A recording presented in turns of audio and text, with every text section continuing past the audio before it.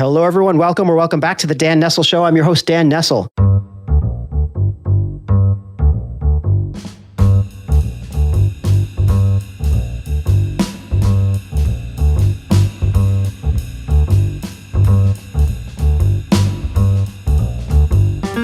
So how often have we said big, bold, and sometimes hyperbolic statements like, it's all about human connections, or relationships are everything? Well, on this show, pretty often, especially when we talk about business building, marketing, reputation management, and so on. I mean, it makes sense, and you really can't go wrong if you think meaningful relationships with real people are foundational to success. So why do people, brands, and institutions fail miserably at this basic requirement? Well, I think my guest tonight might know the answer. He's a man who lives by and has made his livelihood on building meaningful relationships. He's a natural connector and true trailblazer in the field of customer experience. In the 70s and 80s, he worked for a startup you might have heard of called ADP, ultimately as their VP of Customer Satisfaction and Client Retention. He then left ADP and founded the Center for Client Retention, where 34 years later, he still serves as the firm's president. A recognized leader in customer experience and retention, and the author of several books, including The Endangered Customer, 8 Steps to Guarantee Repeat Business. Please welcome to the show a true relationship innovator, the one and only Richard Shapiro. Rich? Yes. Hi there. Hi, Dan. Thank you so much for that introduction. And I look forward to the opportunity to share my knowledge with your audience today.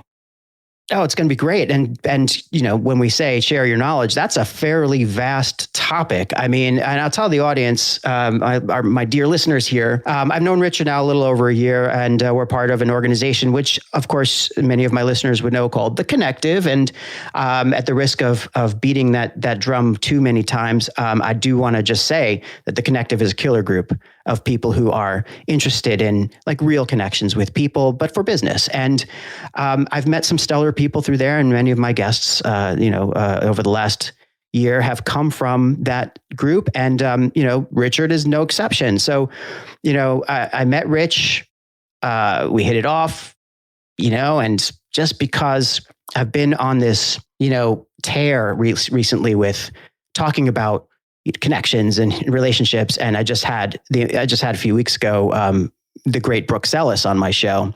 The idea of customer experience and building relationships in real and meaningful ways is sort of top of mind. So it just makes sense to have Rich on it at this time. And I don't even know where to begin. So I'm going to ask Rich to begin maybe at the beginning and kind of, help us learn. Because when I said you're a true pioneer or trailblazer in the area of customer experience, I mean, it goes beyond that. But I'd like people to hear your story. It's really fascinating. And I think we can learn a thing or two. Yeah, thank you. Well, actually, Dan, I was very fortunate to learn about customer experience, customer service, and building customer relationships, at a very young age. When I was about 10 years old, my friends were playing stickball, soccer, or touch football. Well, where was little Richie Shapiro? Well, little Richie Shapiro, every Saturday, his parents woke him up.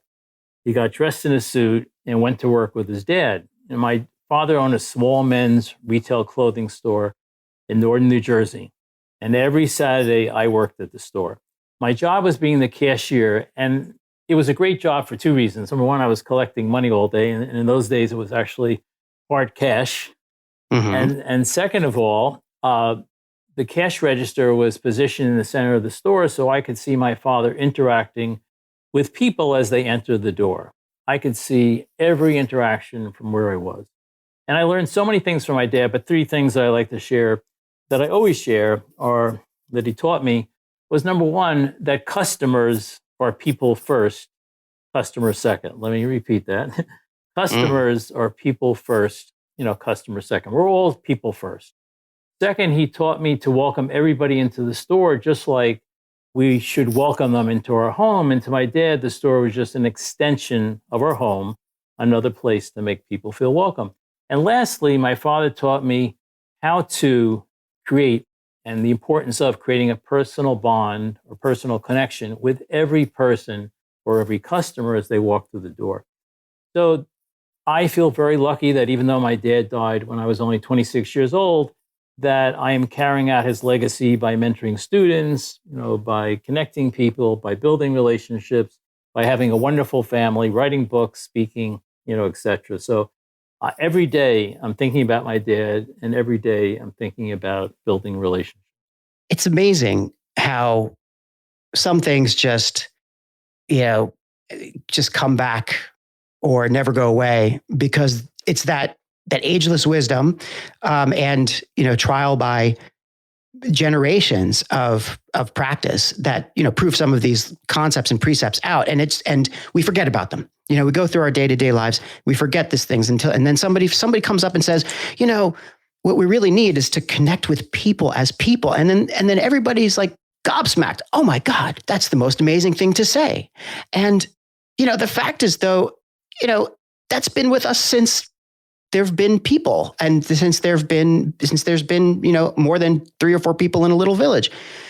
So it's in our DNA, but it's also, it's just a good thing to do, is to just understand that you're dealing with people. And we always talk about human connections as opposed to robot connections, I suppose, or some other kind of connections. But brands and companies, they just, they forget, I think, that fundamental concept that you're dealing with people. Every customers are people first. That's amazing. It's an amazing statement because it's so true, and people forget it all the time. So how did you, you started that way with that knowledge and that wisdom, inculcated by your dad at an early age, probably putting you leagues ahead of a lot of your friends and other people in this respect. But when you got to, the corporate world, did you notice that was missing, or did you with intent and purpose decide, what's missing here? These people don't know how to talk to people. No, actually, when I started, as you mentioned, I started with a startup at the time when I was about 22 years old called ADP. And the revenues were 40 million. So actually, it did take them a little bit to get to the 40 million, but they were working out of a supermarket location. That was their store. It was an old like A&P or something. And then they as soon as I started, it almost coincided the same day, they had built their first corporate offices, for anybody who lives in New Jersey, on Route 3 in Clifton, New Jersey. Mm-hmm. And I would say ADP did have a wonderful environment, and it was more like a family. And I was very fortunate that, I started as an account executive. I was in client services management. I was general manager of their largest region. In my last position, I was vice president of client retention and customer satisfaction, as you said. So because I started early on, and I kept on actually getting promoted, on a pretty regular basis, I was able to build my team. It's probably not so good these days, with people that I liked.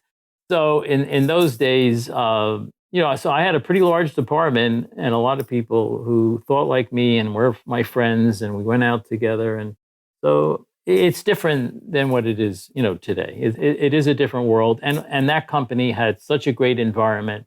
And I always talk about this a little bit because these days, everybody tries to have a flat environment or flat, organization chart. But in those days, ADP had, the actual associate, and then they had team leaders and senior team leaders and supervisors and senior supervisors and managers and et cetera, et cetera.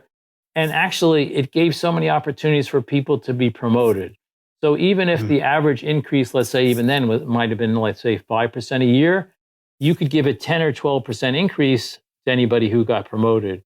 So it just created a lot of really happy employees. And I hardly had anybody who ever left because it was always an opportunity. So basically, I think it was a different time, but it was also a different company. Well, they certainly created that environment for upward mobility, which I guess in a growth period is important. But that was one of the little factoids you told me.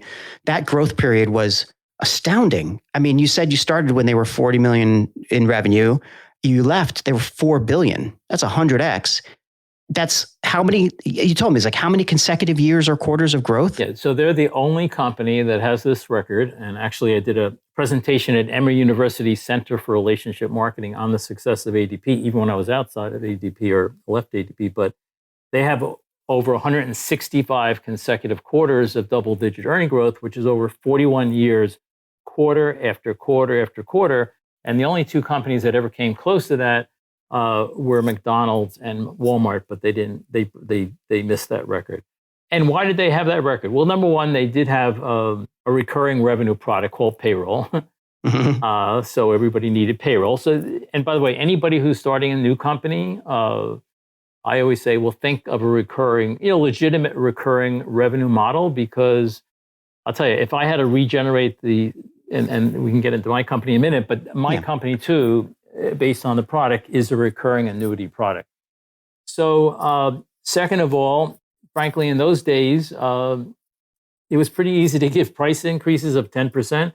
So as you know, whenever you give a price increase, actually, there's no cost to that other than sending out an email. No emails then, but a postage stamp. And but they also always had a focus on customer retention. And every executive, I'm talking about manager and above, a good part of their incentive plan was based on their customer percentage, customer retention. And interestingly enough, which is important in almost any business, it was not just the overall retention, it was also the retention on first year business. Because what we found at ADP, which is typical of a lot of companies, is that first year retention the attrition was almost twice as much as regular, because people would, let's say start on the payroll, and if they weren't trained well, then, they might leave or leave after a year. Yeah. So it's really important, especially when you talk about onboarding customers and having a good process during that year so that they become customers for life. ADP understood that and focused on that and put the dollars, where they should, because as they say, money talks, nobody walks. Yeah. Well, they understood that from the early times when you were there, like early on, that was something that was in the DNA. Yes. Matter of fact, Josh Weston, who was the president for years, who was a CFO guy, every town hall meeting, he would talk about how even a 1 or 2% improvement in retention would drastically improve the bottom line. So it was discussed at every town hall meeting, and there was a lot of town hall meetings at ADP. It's a little surprising to me that that even that far back, we're talking about the 70s and 80s, right? So we're talking before a lot of the technology that we have now. And you had said when you were hiring your team, times were different, things were different. You hired people based on for different reasons. Look, it was such the tools available, the communication style, the everything. I think the frequency of interaction and the availability of interaction modes, let's say, was quite different. So even in those times, to keep your customers happy and to keep the customers coming back, it must have provided a different kind of challenge than it does today. And we'll get to that for sure, because it's, I think in many ways, the environment today just actually calls for just so much more attention to customers and to your potential customers, because they're on all the time and they could reach you in a click. That said, back in those days, what was it like? I mean, was customer experience the sort of obsession that it is now, and and how did it evolve to be that way? Well, customer experience. Well, first of all, the phone and in-person communication. Those were the two that you only had, other than a letter. No one's going to write a letter, probably.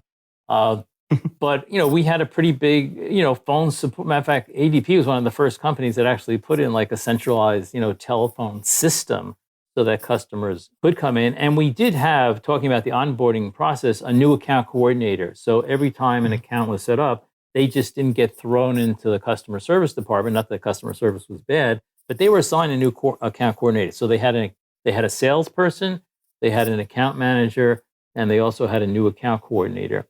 And in those days too, the salespeople were very focused. The way the incentive program worked, like the first year they might have gotten a 10% commission, but the second year they got like a 9% commission for that account, and then it went down to 8 or 7. But for the first 5 or 6 years, those salespeople certainly did not want to lose any of their accounts. So you had a heavy focus of sales, account management, new account coordinator, customer service, all focused on keeping that customer. And even though nobody really worked, let's say on the weekends, because that would have been difficult without, laptops and emails, people pretty much, including myself, worked a lot of cases till 8 o'clock at night on a regular basis. Not on the weekend, but 5 days a week.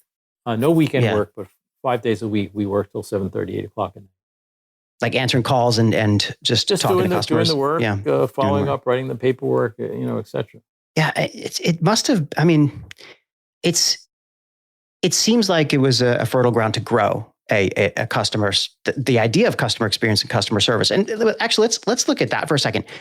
Were you guys calling it customer experience that early on, or was it still customer service, or how did it evolve? It was customer service, but there's two really critical components. One is the accuracy. When I talk about the accuracy, certainly in those days, we had like hundreds of key punch operators. That's what you did. Everything was keyed into cards. Let's say the payroll records. So number one, they had to be accurate. And then, of course, the reporting tools had to be accurate. But the response time was so important because mistakes happen.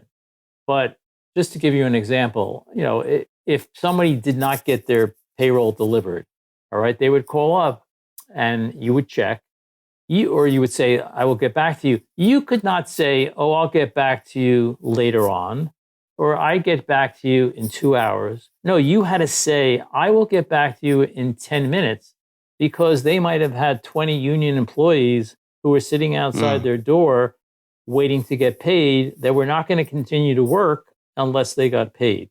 So everything was in minutes.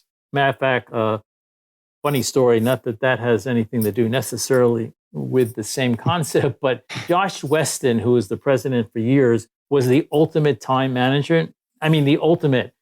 So he would take an hour and divide it into minutes. So if you were meeting with Josh, which I didn't meet with Josh that often, but he would never say, oh, Rich, come to my office at 10:30. No, he'd have people come at 10:09, 10:21, 10:36. He divided the clock, and he's still alive, by the way. He divided the clock into 60 pieces, and that's the way he ran, his day. So he was he was probably a little crazy, but a brilliant guy. That's incredible. I have trouble with 15-minute blocks. Keeping on time. That's probably part of my tendency to be a little bit more. I've learned recently that I've confirmed recently that I'm far more of a big picture thinker, according to some personality assessments, which explains why I'm not exactly the greatest kind of time manager or minute detail planner, and much to the consternation of some of the people that work with me. But I'm not justifying my behavior. I'm just saying it makes sense to me. But looking at like something like Mr. Weston, I mean, I can't even comprehend that level of detail. But let me just say, when you were in front of him, though, he gave you his full attention. So it wasn't that he was brushing you off, or you didn't have a minute. You might have had 7 minutes to talk to him. But in that 7 minutes, he learned a lot, and you learned a lot from what he wanted. But I will say, tying it into my business, if we get an email from a client, I know I'm a little hyper about it, but I really want it to be answered instantly. Ideally, even if they don't have the answer, just say we'll get back to you tomorrow, 5 hours or something. But I cringe even in my own company if somebody doesn't get back to someone like right away. It's one of the basics of dealing with customers, is just to let them know they've been heard and that you're on it. Right. And, even when I was working in agencies, that'd been drilled into me. Somebody emails you again, but get back to them right away. Just tell them when you'll get back to them, but just make them understand they've been heard, and, you're on it. And, that goes a long way, even as a customer. I mean, I get crazy when I don't hear back from somebody when I often say in a workshop, and a lot of people pick up on it, the longer it takes to get back to someone, the less important they feel. So, Yeah, exactly. Like, why are you doing this to me? Don't you know who I am? I imagine everybody's like, don't you know who I am? I'm an important customer. But it's interesting. So going through your career at ADP, and you ended up growing your career in customer service or customer experience. By the time you were, ready to leave ADP, how had that evolved to the point where you now kind of saw the discipline of customer experience, or let's say the kind of the relationship building side of it, that's the methodical relationship building side, or the kind of process that has to go into it's not just about calling somebody and saying you're going to be okay. There's it's a lot deeper and a lot more multi-layered. So where were you by the time that you had left? No, it was definitely tied into customer experience. It's in the customer experience family. And I'm a very practical process person. So, at ADP, when I did decide to start my own company, I did plan my exit for a year. So I just didn't say goodbye one day. They didn't know I was leaving, but I knew I was leaving. But ADP, which was extremely well managed and run, as we know, they had a quality survey process, which was a mail survey because there was no emails back then. And twice a year, the survey would go out. And this was like the gold standard. This was the golden measurement. This is how everybody got paid, the general managers, based on all the criteria. But as I said, customer service skills, customer service satisfaction, delivery, satisfaction, all these attributes.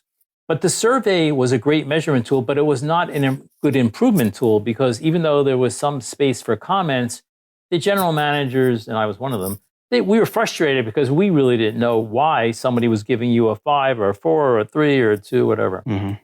So I decided, and I was one of the earliest ones when I started my business in 1988 or started in 1987. First of all, I was the only one talking about client retention. Matter of fact, it never happened after this, but I sent 13 letters out to CEOs in New Jersey, and I got 12 appointments with CEOs in New Jersey just talking about client retention. No one else was focused on that. But my business was doing comprehensive telephone interviews with our clients' customers, whether they were consumers, healthcare professionals, or businesses. That's how I started my business. And I was a little bit of an innovator in that all of my interviewers, because they were interviewers, because these interviews were an hour long, even if they were with a consumer, we had people, mostly housewives, working from their home offices or from their homes at the time. And everybody had to have a college degree. That doesn't mean someone who doesn't have a college degree, I always say this isn't a good person or a good interviewer, but that was the standard. We had NASA scientists, we had teachers, we had nurses calling our clients' best customers. And our clients were amazed at how much information, mostly qualitative, that we could obtain. So basically, to improve the customer experience, you need the data to know, what the customers are really saying. So that was my business then, and it really is still my business now. It involved mostly into doing, email surveys, but it's still, we think, a better job than so many other companies collecting that feedback so that our clients can actually make improvements and improve the revenues and improve the profitability. So at ADP, you saw that that the survey was okay but flawed. So was that the inspiration for you to start your company? Yes, because I will tell you that when I went out, which we didn't get to, if we have time to get to, about building the account manager program. When I went out with account managers, I wrote notes and then I prepared a newsletter. That newsletter was widely spread through all the executives at ADP. It was information that they'd never heard of before because I had actually written information detail from customers. That was really the incentive for what initiated me coming up with my own company to get in-depth customer feedback. And you decided to call your company the Center for Client Retention. So that's what you mean. You were saying that you were the only person talking about retention, but it was right there in the name of your company. So it's a clear focus for you. Yes, absolutely. Because as we know, a customer can be satisfied but still leave, a supplier. So retention, and not only retention, actually retention plus cross-selling or upselling or growing the revenue from a specific client, that's the ultimate, okay? So you not only want to retain the business, you want to grow the business from your existing customer base. And so when you work with a client, are you identifying holes in their customer experience process, or do they already kind of understand that they're having an issue and they come to you then? Is there a consultative part of this when you start getting involved with the client? Most of our clients or most of our prospects, it's already a company that provides probably excellent service already. They just want to make it better. And actually, a lot of our clients, especially on the consumer side, are leaders within their industry, and they're not leaders just by chance. They're leaders because they do everything, right. Mhm. And I will say, which some people might be surprised about, but some people say, "Oh, yeah, that's probably true." Only about 30% of people, I'm not going to say companies, really want to get customer feedback. They're afraid of customer feedback, the 70%. And the reason is, unfortunately, is that in a lot of corporations, getting back to your original question, Yeah. It's not a good environment. So, if you start to measure in the right way, and your scores aren't so good, if they think it's not so good, then people are going to say, "Oh, why?" And they they point fingers instead of saying, "Okay, let's see what the data is so that we can get together and improve." And I did have one client many, many years ago. We don't lose too many clients, but their scores started going down. We told them what they had to do, and then they ended our service because they didn't want to document the scores anymore. So, they don't want to hear the bad news. Yeah. so the way we work, though, yes, we love our clients, and we love the fact that they do want to raise the bar. They do believe in service. When someone says, "Oh, you should pick up American Airlines as a client," no, American Airlines is not going to be interested in the Center for Client Retention. Well, I mean, clearly the airlines have some issues. I have done my share of angry tweets at airlines in the past, but it's interesting that you're talking about, your customers, your clients already have pretty decent customer experience or service. So it's, in my experience anyway, no matter what the function is, whether it's marketing or communications or customer experience or digital experience, you can get to good, right? Most people can get to good, and few companies can get to great. But it's that once you know you're good or great, then the incremental change to get to amazing or whatever the next adjective is, that's the hardest. It's harder and harder because of diminishing returns and so on. So, is that where you take your clients? Is it that kind of? Well, listen, you can't. There's not unlimited money to do certain things, but we do a lot of work with consumer affairs where, a consumer, and they don't know who these consumers are, by the way. So this is one of the beauties of consumer affairs. Then the consumer either emails or calls, and then they can at least know who their consumer is by, having their telephone number or, email address, whatever. But if there's a problem with a product, our clients want to replace that product, okay? So that costs a lot of money. Not only do they have to send the product, they have the shipping and everything else. Matter of fact, some of our global clients, we don't have too many global clients, but we have some, shipping or getting a client or a consumer, replacement product in Brazil or Argentina or some of these other countries is much more complicated, than in the United States.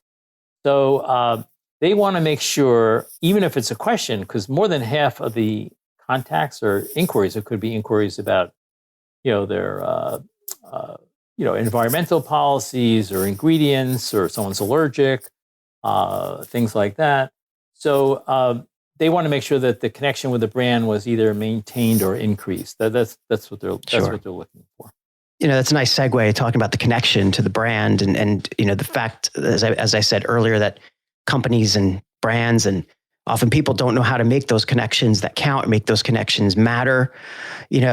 So clearly you spent a lot of time refining your understanding of this. You lived it in ADP, then you started your own firm. And I've spoken to a few people, even recently, about the whole world of customer experience and how that fits into communications and marketing, especially, and how there are so many tools out there and so many things you can do to kind of start to hone in on what really are customers' problems or what they really want, because they don't always necessarily want a new widget to replace the one they have. What they want is to be recognized and seen as a person, and be pleased with the experience, so that even though they have a bad widget, they're going to still buy your product the next time around, right? It's really all about that. And I'll say it again, like I said at the beginning, is that it's maybe a little bit hyperbolic, but it is all about the connection. It's all about the human connection, the person. Now, you had talked about, as your dad taught you, is customers are people too. Like, customers are people first. And I want to kind of look at that for a little bit, like how those connections, how those relationships are really the core to everything. And I know you've written about this, and your latest book, The Endangered Customer, you talk about an 8-step process or 8-step program that explains about this. So I kind of want to ask you to tell our listeners about that, because I found it fascinating, and it's informed by your experience, but it also informs your experience moving forward. How about we dig into that just a little bit? No, I'd love to. So listen, I think a lot of people get frustrated, or if you want to say improve the customer experience, what does that really mean? Mm-hmm. I don't think it means anything. So I am a process person. I think I've always been lucky in life the way my head works, that I can see, I think, the forest from the trees, but then also I understand that you have to break down the tree so that everybody understands the components. So I developed these 8 steps, and I'll say the steps and then I'll tell you about them. So it's make me feel welcome, give me your full attention, answer more than my question, know your stuff, don't tell me no, which is the only negative, invite me to return, show me I matter, and surprise me in good ways. And they're all tied to human emotions. And the strongest human emotion, it's actually stronger, and that's the first one, make me feel welcome, is all about hope. Hope is the strongest human emotion. It's stronger than really fear or love. And matter of fact, I think, who's the one from, I forget the name. But anyway, the Chilean miners who were trapped, in the mines for I think it was 60 days or something, the 30 miners, they called it Camp Hope because that's what got them out. And I think there's a movie being made about it. Yeah. So if someone, God forbid, is sick, they're worried, they're scared, but they hope that the next doctor they go to, the next drug that's, research, will cure them. When you get married or you're going to be with a partner the rest of your life, yes, you're excited, let's say, for the wedding day, but you hope that you're marrying the right person. So hope is the strongest human emotion. So no one goes on a e-commerce site or walks into a store or walks into a medical office or walks into a library or a bookstore or a pet store unless they're hoping something can happen. So, my daughter-in-law was looking for, a puppy for her kids, my grandkids. She was hoping when she went into, the store that she'd find like another member of the family. It's not just a transaction. Nothing is just a transaction. Hope is the strongest human emotion. And I gave a keynote at the Ana G. Mendez University System, which is mostly an Hispanic university, headquartered in Puerto Rico and also a lot of campuses in Florida. And they set up these customer success manager roles to keep students enrolled. The reason why they had a little bit of a higher attrition is that these people had second jobs, they were taking care of their families. So they needed someone to basically hold their hand. And I explained to them how they had to find out what their specific hope was. Nobody just wants to graduate. Maybe they want to graduate so that they can move their kids into a better, better school system or bring their parents in from, from another country. So I said, if you can understand that hope, you can gather that information by having a dialogue and building a relationship with that student. You can lead them to graduate by providing them a personalized roadmap to the hope. So that's the first one. But another really important one, well, there's all of them are important, but don't say no is the biggest killer of loyalty. I don't care how loyal you are to a company, or as actually an employee or as a customer. When someone says no, they actually hear goodbye. I don't want to see you anymore. I don't want to do business with you anymore. So sometimes you have to say no. Matter of fact, I still remember because it was very vivid. I gave a presentation to the International Premium Cigar and Pipe Association in Las Vegas, 800 people smoking cigars. I checked out the room the night before. I was a little horrified, but not. I figured it might happen, and it did happen anyway. So yes, they were handing all these people were smoking cigars. But anyway, And at the end of my talk, someone said, well, what if you absolutely positively have to say no? And I said, well, you know what? Sometimes you do have to say no, but don't say no on the spot. Say, let me get back to you. Let me think about it. People don't like when you do that. Well, I mean, can I just ask about that? Because saying that this is it's an interesting, it's an interesting statement. I think that some people might want to take these things as absolutes, right? Obviously, you just said that sometimes you have to say no. You have to say no, and even your first idea of welcoming people, giving them hope, right? Make me feel welcome and give me hope. The company or the customer experience representative, whoever is on the receiving end of the customer or consumer kind of inquiry or complaint, if they're in a situation where they simply don't have something in stock or they don't have something available today, right? They can't say, "Oh, yes, we have it." You have to, you do have to tell the truth, but you don't have to say. You have to say, "We can get it for you," but you have to be positive. But you'd still have to kind of give disappoint the customer, right? Yeah. Well, listen, I always refer, and I think it's in my book, The Miracle on 34th Street, where Santa Claus got fired because he recommended, gimbals to get certain skates for a kid because Macy's didn't have it. Okay, and he got in trouble for it. All right, but but sometimes you do have to recommend a competitor or do research or say, let me check, et cetera. And the link to retention is the invite to return. And the invite to return, what I explain is that customer experience, every time you have a transaction, the customer experience is actually paused. Like if you had one of the remote, you would pause that and say, oh, the customer just bought a dress. The customer just got their office supplies. The customer experience has to be rebooted. And that's the invite to return. So basically, let's just say someone did go into a department store and they bought luggage and you had built up a relationship with them, let's say. And why does someone buy a piece of luggage? Usually they're going away on a trip, right? The obvious things like why would you buy a wedding dress because you're having a wedding, or why would you buy engagement, whatever. And if you have that, if it's a really good salesperson and they built that relationship, they can say, oh, gee, I know you're going to China. I've never been to China. When you come back from China, please let me know. Stop in the store, send me a text, send me a picture of the Wall of China, Great Wall of China, whatever it is. That is the invite to return. That is the link between the customer experience and repeat business. It's an integral part of it. It seems directly related to the make me feel welcome point.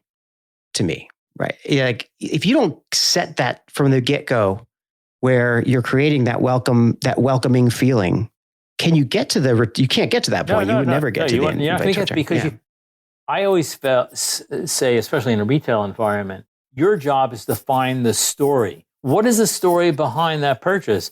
And it so happens I did do a talk at Javits Center. This was just on a panel for the Accessory Council, Fashions. And the person who's editor of the fashion magazine said, I just want to let you know that I read Rich's book, and he's absolutely right, because I was going for a photo shoot and I wanted to buy a new outfit. And the salesperson said, oh, why are you buying this outfit? And she said, for a photo shoot. And he said, well, this outfit is not going to look good on a photo shoot. It has patterns, it has this and that. And he told me, she said, that I look great in this photo shoot. And she said, if he hadn't uncovered the story, he never could have provided me the right product. So I always say a very successful salesperson, gets to why you're buying something. Nothing is a transaction. So that's why it's a little off the subject, but I get so upset with the cancellations in the airlines because somebody is going someplace. They're going to a funeral. They're going to a vacation. These are not just canceled flights. These are ruining people's lives, and I don't think the airlines really understand that or treat it that way. Maybe they've come to a point in their boardrooms where they decide that there's an acceptable level of hatred that we're willing to deal with. It's I can't think of any other reason why they continue to behave in the way that they behave and overbook all the time and cause delays for no apparent reason. You can go on and on about airlines, and cable TV is probably next on the list. But I will say this, because it's also in my book, that, I remember, this is like 10 years ago, I was in Orlando trying to get back to Newark Airport. The weather was bad. And the agent at the desk, came to the microphone. Everybody was like, ah. And he said, listen, I'm going to tell you why the plane is late. And I don't want to hear who's and ha's, or I don't want you to boo me. But I'm going to tell you all the things why we're late, and I'm going to tell you what I'm going to do about it. And I'm going to tell you that I'm going to keep you informed every 15 minutes. And I'm also going to tell you that you can go to a restaurant, you can go to the bathroom, as long as you're not gone for more than 20 minutes, because there's no way we can board the plane fast enough. So he treated the people like people. And at the end, everybody cheered so he gave the information. If people have the information, they're not frustrated. I have a feeling that a lot of the negative experiences that we have from, in airlines, it would be the desk agents or the people who are, whatever they're doing to prepare the plane, the rank and file of the airline, of the airport or the airline companies, those folks, they are either they're power tripping in some way where they're getting some sort of excitement over holding power over people. And believe me, those people do exist. And that's a nightmare when they happen to be in a position of kind of customer experience. But for the most part, I feel like there are people who just don't know what's going on. So going back to your list, that guy who was so proactively communicative and treated people like people in Orlando, he hit number 4 really well. He knew his stuff, and helping his customers to trust him. It's like that building trust point was only accomplished because he could confidently go out there and say what was going on and keep them informed and tell them what they could expect, because he knew his stuff. He knew what was going on, and he gave them hope the entire time. It's interesting because as I'm thinking through your list, the interconnections are incredible, and obviously you wrote this for that reason. But Dan, what I don't understand is I wrote a blog. I was writing weekly blogs, and I wrote a blog. I got it to United Airlines. They thanked me. They said they were going to post it in the break room. But if they agreed that this was something terrific that this person did, now he did have also the personality to do it. Why don't they have that as a process for all agents? That's what I don't understand. Because you could make that into a process. Yes. You could make that into a best practice and train people to do something similar. Yes. You could. Yeah. Well, then, they just don't have your 8 steps in front of them, I think is the problem. They don't have anything in front of them. No, but I'm thinking through your steps here again, and going back to, treating people like people, or that humanity. A customer isn't a number. It's not a transaction. People have these stories. You're dealing with a person. You're dealing with a story. You're dealing with everything that they bring with them. The steps are littered with these emotional drivers. Hope, make people trust, feeling wanted, feeling wanted, caring. Special. And I will, tying into your original introduction, it's all about relationships. These 8 steps are all about relationships. And as a matter of fact, before the book came out, went to dinner with some friends. And I did have the bookmark. I had extra bookmarks, and I took out the bookmark. And my friend Deke said, "Oh my God, this is the perfect recipe for a great marriage." He said, "Can I have a couple of these bookmarks? Because I want to post it next. I do all the cooking and I want to put it up." Because actually, it is the perfect recipe for any kind of relationship. Make me feel welcome. Yeah. Give me your full attention. Answer more like a question. Know your stuff. Don't tell me no. Invite me to return. Show me I matter, and surprise me in good ways. It's a perfect recipe for a great relationship. It's a recipe for a relationship. It's a recipe for how a manager deals with their people. It's a recipe for how a service team can deal with internal clients, or how a how a CEO can deal with his customer. It's like every level. I think this list is applicable. I was just thinking about, my own world, where I run a communications team. I have a number of internal clients I deal with. I also have external partners to whom I am the client. And, I bounce around between these worlds where I'm serving or I'm being served.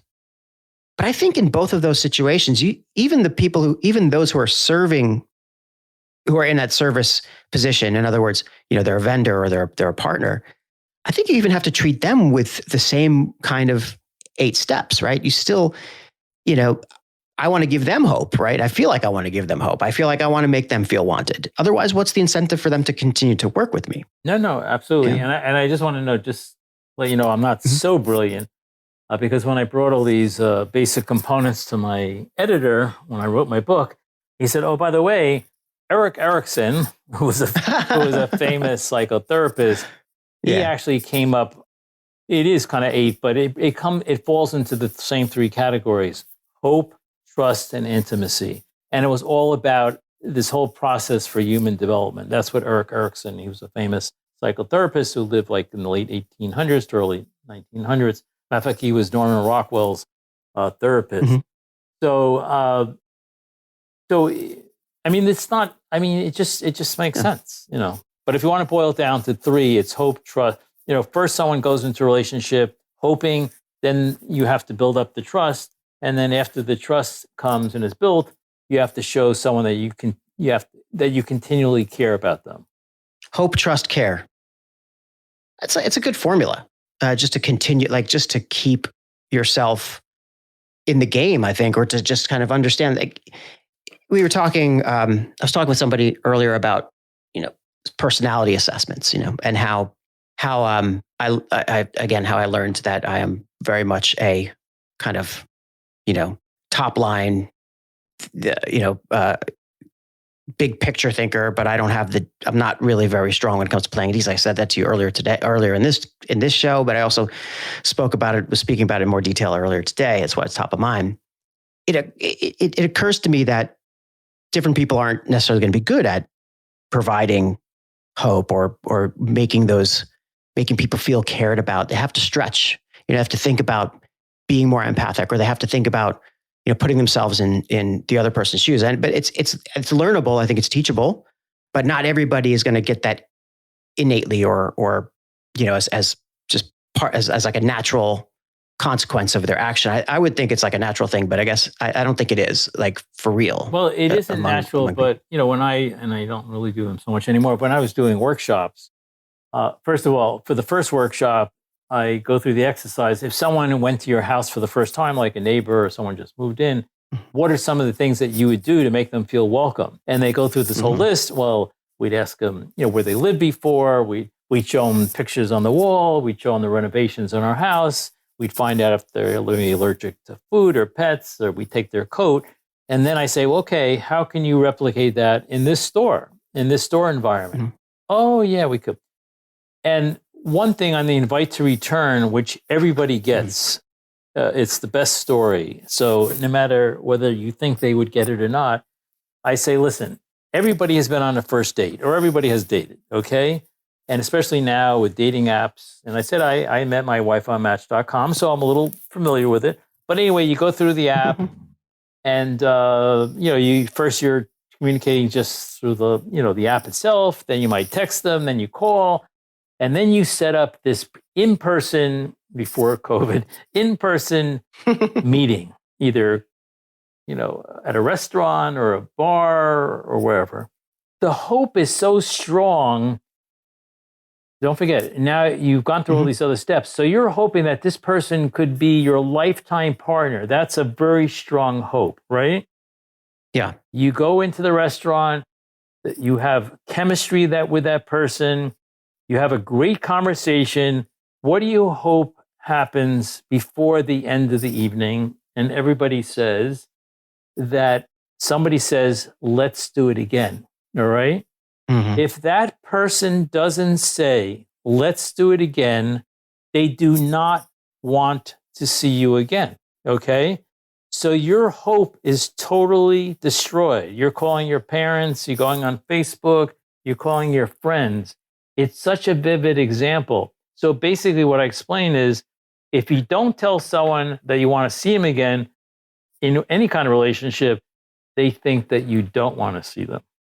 Is that the same for any, like, just a standard customer interaction on the, like, for a complaint call, for, let's just say, you have a problem with your TV, you call whatever company, Sony, Samsung, LG, whatever it is, and what would you expect that the person who's dealing with you to? Well, that's a great question, but we instruct our clients, whether it's an email or phone, especially in a call center environment, that they should give the feeling to the customer that that you want to hear from them again, especially if they have another issue. It is actually one of the attributes that we measure. Did our client or does the company make you feel like they want to hear from you again? And then that is one of the things which is important. Well, that makes a lot of sense. Now, this is all like I said, I think this is all applicable to pretty much any business relationship or any kind of customer client situation, any service situation, internal, external. And I'm going to, I've written it all down, bookmarked a couple of pages about this. And, believe me, this isn't the last time I'm going to look at this list of 8.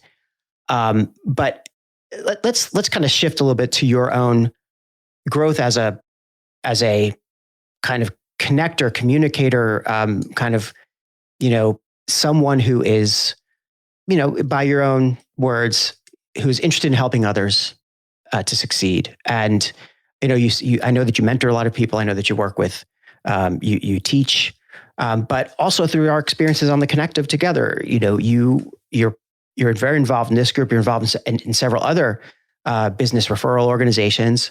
The Strategic Forum, and being probably the biggest one. And recently I interviewed Desh Urs, who is also a member of that forum. Those are just to be part of that group. Those are unbelievable people.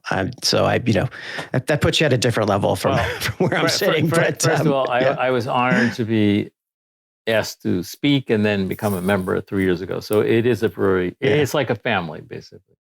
Yeah, it's very, like, just astoundingly smart people who are sharing, who want to share their knowledge, and that's why you're here on the show. So, how do you take? Do you take those 8 steps? Do you have those in your mind, or what's your approach generally, your philosophy to building relationships with people who are in that kind of world of business connections, of making new connections, just for the purpose of helping people? It's not for your company. It's not for. They're not coming to you as clients. This is something that we go through every day when we're, I hate the word networking because networking makes it sound so tawdry. And we've spoken about that before on this podcast. It's not networking. It's connection building. It's creating relationships. But how does this philosophy sort of flow over? Well, I will tell you that even in the Strategic Forum, which has this very powerful group, I am practically the number one connector out of the whole group. Not surprising. And even though the group's been around, but there's some great connectors there. So it's a compliment to me, but it's also a compliment to just the way I not necessarily use the 8 steps, but the way I build a relationship. Mm-hmm. So I've only been a member of the Connective for like 3 years, and there's 30 members in New York where we used to live, and there's 30 members in Florida. But why do I know them so well? I know them so well because especially most of this time was during COVID, I constantly was setting up, Zoom calls, getting to know people, following up. The only way I can help anybody, whether it's the Connective, is to get to know them. If I don't get to know them, I can't help them. All right. So I feel it's my job to know people. Now, I can't get to know everybody. But I will tell you that in the Strategic Forum, about 80% of the people I really consider family. So my wife and I, we go out as couples with Daisha and his wife and other people. So that's also another component. And a lot of people don't have time for that. I do seem to have the time, but I also make the time. but I am always connecting people. I'm always following up. There was somebody in the strategic forum who's in the corporate food service business that got devastated during COVID. Okay. And he's still, I don't know if he's ever going to survive. I keep in touch with him, at least every other month. How are you doing? What's going on? He was hoping that the Restaurant Revitalization Act got passed, but it didn't, But so that's how I build the relationships. I keep in touch, with people and just, and if I can help them, I can't always help everybody, but I try to help them as much as I can. It's an art in some ways to connect with someone and build that relationship. But ultimately, I think it comes down to a genuine curiosity and, I guess I was going to say authenticity, but recently I spoke with someone who started turning me onto the term sincerity more. Like sincerity probably trumps authenticity in a lot of ways. Anybody can say what they are and be authentic, but if that authenticness or if that authenticity means that you're an island unto yourself, and but I'm being authentic, it can send out the wrong kind of vibes in a lot of ways. But being sincere, being curious about others, wanting to help them, delivering on what you say you're going to do is mostly about that, right? It's mostly about saying, I'm going to meet you and meet you. It's mostly about saying, I'm genuinely interested in what you do and showing it in some way. I find that to be a lot more powerful than just mere authenticity. But anyway, I do want to pick up on one thing, you said about curiosity. And it so happens when I wrote my first book, which isn't as good as my second book, but you can't get to your second book unless you do your first book. But it was called The Welcomer Edge: Unlocking the Secrets to Repeat Business. And I spent 3 years, every time I went on a business trip or vacation, interviewing. I found welcomers and I interviewed them because that's what I call them. And one of the traits that they did have was curiosity. Exactly what you said. Because why does someone ask, oh, how old's your baby? Or what kind of dog is that? Or they're curious. Or where'd you get that scarf? Where'd you get that pocketbook? I love your glasses. They're naturally curious people. That is one of the traits of a basic welcomer. They're interested in getting to know you because they just want to learn. Just want to know you. Right. People ask me a lot about, why I'm on the connective. Like, I'm not selling anything. It's not that my business. I mean, I'm not there representing the company I work for. I'm there as me. And, so people say, why are you on? I'm like, well, because I just want to know about everyone. Like I really do. I do love to hear the stories. I like to connect people with other people. I like making introductions is sort of a especially an introduction that makes sense and results in another relationship. I feel like I've just added something really great into the universe. Like I feel like it's a mission. And I think that a lot of the great connectors there feel exactly the same way. Well, unfortunately, it's a little bit of a curse that my wife is the same as me because I told her we have too many friends. I mean, like every other day she said, oh, I met this really nice person at the pool, at the club, playing tennis. I said, Susie, we can't have any more friends. I said, but I'm slightly kidding, but actually we're still going out with all these people. We're finding the time to do it, but we both are very similar in that respect. We have a lot of differences, but as far as building the relationships and keeping them and keeping in touch, we are the same. It's really nice to hear that. And I want to just circle back and just kind of, I know that, so we've been talking for an hour. It's flown right by. And I just wanted to bring us kind of full circle a little here again, because, I said earlier on, it's almost like everything old is new again. That's the classic wisdom of treating people, not as transactions, is alive and well here, right? This is what connections are all about. It's digging back into your humanity and understanding that with all the tools we have available to us, maybe that's accelerated the opportunities to meet people. For welcomers, I suppose I'm going to use your term, for welcomers and certainly for curious people like myself, it's been a boon. I mean, I love it. It does distract me sometimes from some things my wife will complain, and she's a little more introverted than I am, for sure. But, what are you doing, Dan? I'm talking to some friends. More friends? How are they friends? You've only known them for, a couple of months online. I'm like, what are their friends? And I truly believe they're friends because I get that sense of returned interest, I suppose. That my curiosity is rewarded. And I feel like that's the beginning of a relationship there when I know that I'm learning something interesting about someone and they're learning something interesting and we're able to have a conversation about it. That's where it all starts, is that really great conversation that's powered by curiosity, I suppose, but it hits on those emotions that you mentioned: hope, trust, caring. Those have to carry through. And it's whether it's a person-to-person relationship or it's a relationship with a customer or a potential customer or prospect, whatever. I think it's a rule to live by. I'm going to put that down as a rule to live by: hope, trust, care. And, I think it's so important to keep that in front of us all the time. And, for that, I thank you so much, Rich, for offering that information and for helping me to kind of crystallize that even a little bit more through this hour. I wanted to ask you, before we sort of start to shut down and I release you from from this conversation in some ways, or we release each other.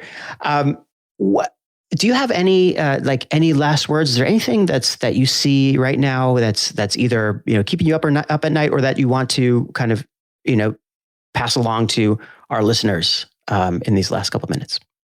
Well, nothing really keeps me up at night, but because I'm a very processed, thought out person. But the strongest bond in any relationship or business is between two people. And I know we talk about maybe how that could be scaled, but still, whether you have an e-commerce business or whether you have a brick and mortar store or a pharmaceutical or a medical practice, it's all about this one-on-one relationship. So, and it's nice. People like to feel that somebody else really cares about them, but you can't care about someone unless you really get to know them. So that's how I would probably close, the session with that kind of advice. Knowing comes first and then caring. Yeah. I love it.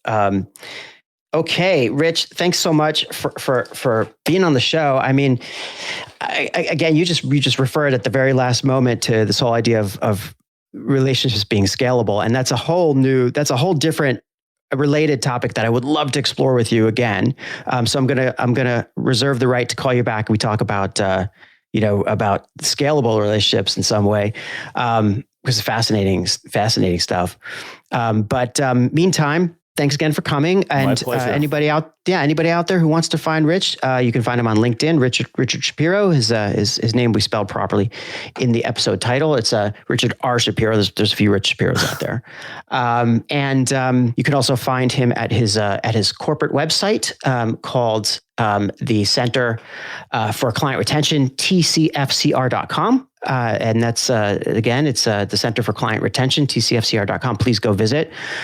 Check out his book on Amazon, his books, plural, on Amazon. There's The Endangered Customer, 8 Steps to Guarantee Repeat Business.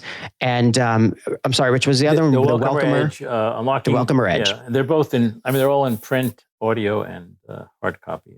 Well, I mean, I highly recommend checking them out. And on that note, please, Rich, is there any other place people can find you or that you want people to find you? No, LinkedIn is really the best way, I would say. LinkedIn is the place to be. All right. Well, thanks again. Thank you for the opportunity. Yeah, come back again. All right. Thanks for listening to the Dan Nessel Show. I hope you really enjoyed this episode. People always ask me, why do I do the show? I do it for the ratings. I do it for your validation. So do me a favor. Go over to Apple Podcasts, Spotify, or someplace else, wherever you're listening to podcasts, and subscribe, leave a review, rate me, and share with your friends. Anything you can do to spread the word, I deeply appreciate it. Thanks again for listening to The Dan Nessel Show.